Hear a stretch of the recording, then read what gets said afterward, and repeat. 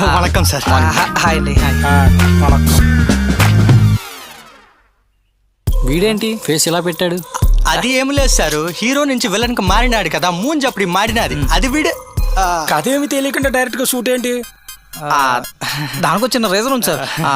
మా ప్రొడ్యూసర్ గారికి బాబు ఎవరో ఏంటో తెలియదు కదా, అందుకే చిన్న డెమోషన్ తీసి పంపిస్తే ఆయన డబ్బులు పెట్టడానికి ముందుకు వస్తారు. ఛే, వాడిని ఏమన్నా ఇంప్రెస్ చేయడానికి నేను చేయడం ఏంటి?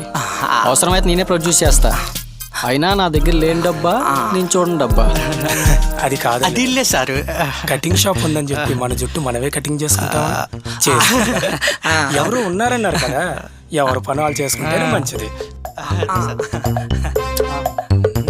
తక్కువ డబ్బులు పెట్టేయడానికి మనం కష్టపడి సంపాదించింది కాదు, బోల్డ్ అంత కరప్షన్ చేసి సంపాదించింది.